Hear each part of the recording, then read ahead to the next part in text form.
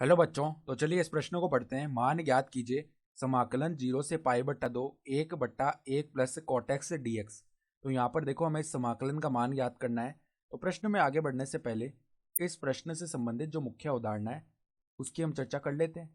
तो देखो मुख्य अवधारणा यहाँ पर देखो, निश्चित समाकलन से संबंधित हम एक गुणधर्म जानते हैं कि अगर ए से बी सीमा पर इस प्रकार एफ एक्स का समाकलन लिखा हुआ है तो उसको हम क्या कर सकते हैं। देखो ए से बी सीमा पर यहाँ पर हम x के स्थान पर a plus B minus X रख सकते हैं। ठीक है, इसका मान अपरिवर्तनीय रहेगा। तो ये गुणधर्म हम जानते हैं। तो देखो ये जो दिया हुआ समाकल है इसको एक बार i बोल लेते हैं। तो i बराबर में क्या है, i बराबर में समाकलन 0 से पाई बट्टा 2 और यहाँ पर 1 में 1 प्लस कोटेक्स को हम क्या लिख सकते हैं, कोस एक्स बट्टा साइन एक्स। तो कोस एक्स बट्टा में साइन एक्स लिख दिया। ठीक है, और यहाँ पे dx है। तो देखो लैसा लेंगे तो साइन एक्स ऊपर चला जाएगा, एक से गुणा होगा तो साइन एक्स बन जाएगा और नीचे sine x plus cos x है। तो देखो 0 से पाई बट्टा 2 यहाँ पर बन गया साइन एक्स प्लस में कॉस एक्स। ठीक है, यहाँ पे नहीं बनेगा, यहाँ पे तो केवल क्या आएगा, साइन एक्स आएगा। ये पद नीचे बनेगा, देखो साइन एक्स प्लस में कॉस एक्स और dx। ठीक है, तो अब हम क्या करते हैं, गुणधर्म लगाते हैं। तो यहाँ पर ये गुणधर्म लगाएंगे तो इसको एक बार समीकरण 1 बोल दिया हमने। तो i बराबर में देखो अब ये गुणधर्म लगाते हैं तो ऊपर वाली और नीचे वाली सीमा को जोड़ेंगे तो पाई बट्टा 2 प्लस 0 पाई बट्टा 2 बनेगा। अब माइनस में x, ये हम क्या करेंगे, यहाँ पर x के स्थान पर रख देंगे। तो 0 से पाई बट्टा 2 यहाँ पर क्या बनेगा, साइन पाई बट्टा 2 माइनस एक्स बट्टा में देखो यहाँ पर साइन पाई बट्टा 2 माइनस एक्स प्लस में कॉस पाई बट्टा 2 माइनस एक्स, ये बन गया और dx। तो अब देखो i का मान क्या आ रहा है, i बराबर में समाकलन 0 से पाई बट्टा 2 और यहाँ पर देखो साइन पाई बट्टा 2 माइनस थीटा का मान कॉस थीटा होता है।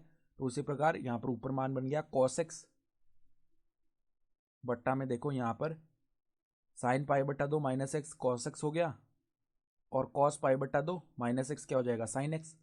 तो प्लस में आ गया साइन एक्स। ठीक है, dx इसको हम बोल लेते हैं समीकरण 2। तो अब हम क्या कर लेते हैं, समीकरण 1 प्लस में समीकरण 2 कर लेते हैं। तो समीकरण 1 प्लस 2 करने पर देखो बाएं पक्ष में तो i प्लस आई क्या बन गया, 2i बराबर में देखो दाएं पक्ष में क्या आ जाएगा, 0 से पाई बट्टा 2, पहले तो है साइन एक्स dx बट्टा में साइन एक्स प्लस में कॉस एक्स।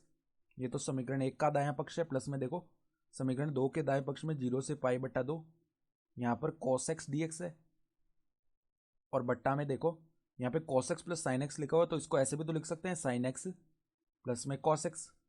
ठीक है, तो अब देखो ये समाकलन जो है, जो दाएं पक्ष में लिखे हुए हैं गुणा, यहाँ पे योग में लिखे हुए हैं, तो इनकी जो सीमाएं हैं ये सीमाएं समान है। ये भी 0 से पाई बट्टा 2 है, दूसरा समाकलन है वो भी 0 से पाई बट्टा 2 है।